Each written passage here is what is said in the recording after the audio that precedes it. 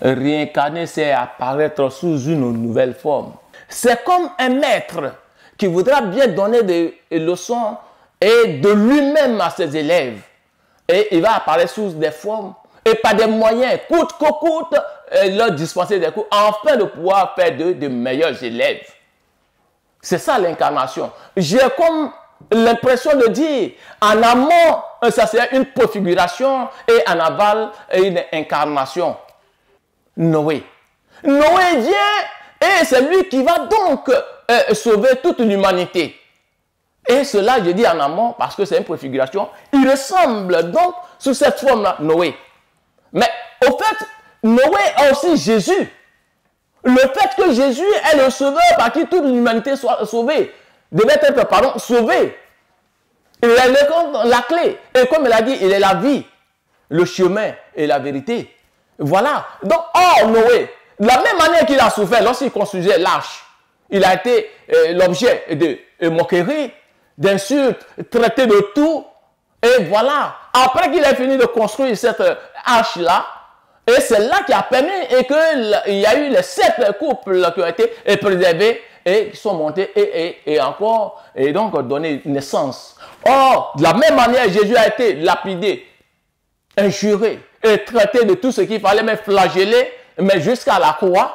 Voyez-vous, c'est comparativement les mêmes choses. Moi, je vois qu'il y a eu une incarnation à la balle, mais et donc, il a apparu sur d'autres formes. Il donne d'autres formes pour pouvoir nous amener et que lui, Dieu, il existe. Cette incarnation donne vérité, l'essence même de la vérité. C'est une manière de nous apprendre l'existence, l'incarnation, l'accomplissement aussi de la vérité. Il est donc l'accomplissement de la vérité. Ce qui nous enseignait encore plus haut, depuis fort longtemps, par tous les moyens, et que lui, Dieu, il existe. Et que lui, il est venu pour pouvoir nous sauver. L'on l'a pas cru. Mais c'est par incarnation que nous allons voir ce genre de choses. Et si il est aujourd'hui Jésus qui est donc vie et de partir et qui a droit à pouvoir nous amener en Jean 14, comme il a dit, je vais au Père pour vous préparer une place.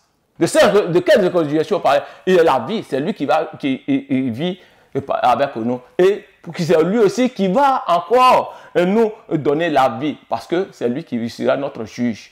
En Apocalypse 20, vous verrez bien. Voilà pour ce qui est de la réincarnation. C'est naître sous une autre forme, mais il demande toujours le même. La thématique de la réincarnation, c'est-à-dire quelqu'un décède.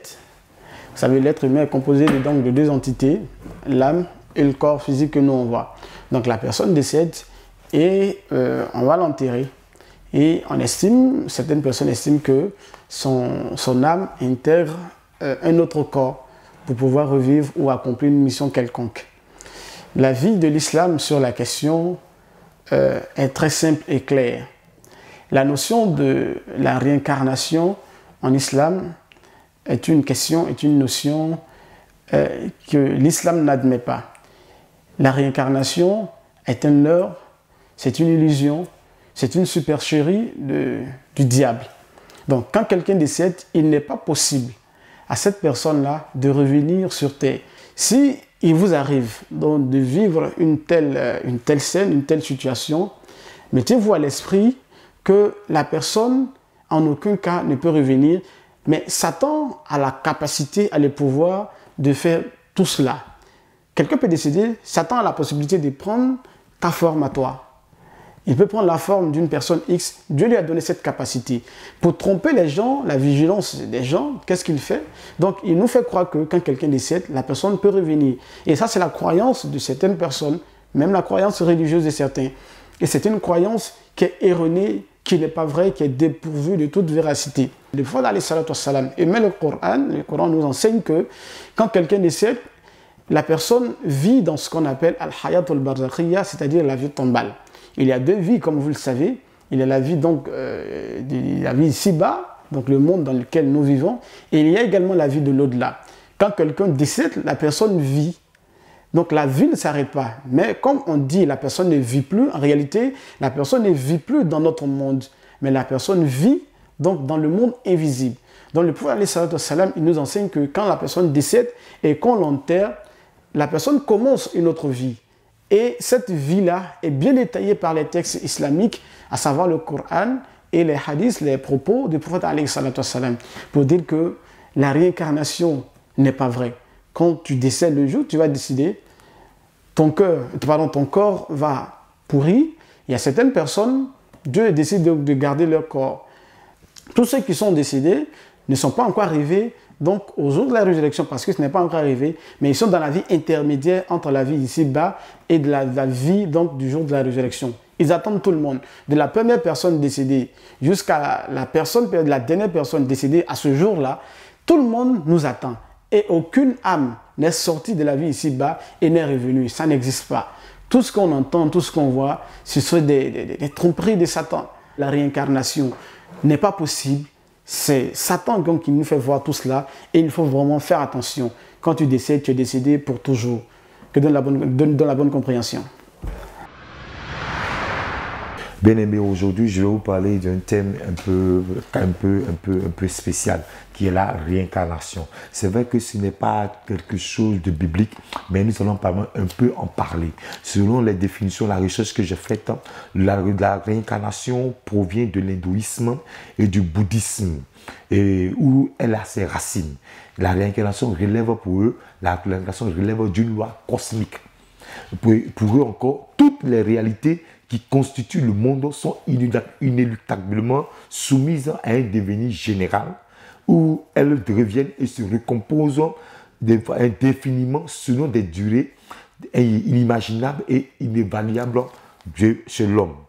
En fait, pour eux encore, à l'intérieur de cet univers cyclique, chaque personne, c'est-à-dire que l'homme est poussière et retournera à poussière, donc chaque personne est emportée comme un flot de particules insignifiantes et en transformation constante jusqu'à ce que tout aboutisse au nirvana.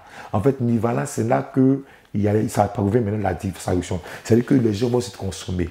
Ils vont comment? L'homme meurt aujourd'hui, demain il revient sous une autre forme. Peut-être sous la forme d'un crapaud, sous la forme d'un singe, il revient encore peut-être sous la forme d'une fourmi, il revient encore sous la forme, jusqu'à ce qu'il atteigne le sommet qu'on appelle le nirvana. Le nirvana, c'est celui-là même, c'est la partie là même où on peut dire c'est l'extinction de tout devenir et de tout désir. Donc de toute attente et de toute souffrance, mais aussi de toute personnalité, de toute identité, et à ce titre seulement de la libération. C'est que le nirvana, c'est comme si la libération. À partir de là, ils ne connaissent plus jamais encore, comment je peux appeler, la souffrance. Ils ne connaîtront plus jamais encore les désirs et tout ça va s'arrêter là. Bien aimé, comme réincarner, ça veut dire quoi? Mourir et revenir sous une autre forme. Mais la Bible nous dit ceci, dans Hébreux 9 au verset 27. Et comme il est réservé aux hommes de mourir une seule fois, après quoi vient le jugement. Donc c'est pour dire que la réincarnation, la Bible ne reconnaît pas la réincarnation. C'est l'homme meurt une fois. Et après cette mort, viendra quoi? Le jugement. Donc c'est pourquoi, pendant que nous sommes encore sur terre, nous devons faire toutes choses afin de pouvoir atteindre la grâce de Dieu. Dis-toi que ton temps que tu mets sur la terre, c'est simplement pour pouvoir arriver à payer ton ticket pour l'au-delà. Mais tu ne vas pas revenir sous la forme d'une souris, tu ne vas pas revenir sous la forme d'une fourmi, tu ne vas pas revenir sous une forme quelconque.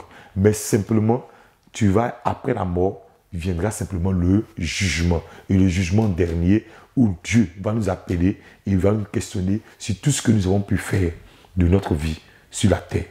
C'était tout. Que Dieu vous bénisse. Franchement, je n'ai jamais vu la réincarnation dans la Bible. Mais je sais qu'il y a un mot qui existe, l'incarnation. Je connais Christ est l'image d'une incarnation parfaite. Pourquoi Christ avait besoin d'une incarnation? L'incarnation, c'est quoi? Je vais définir ça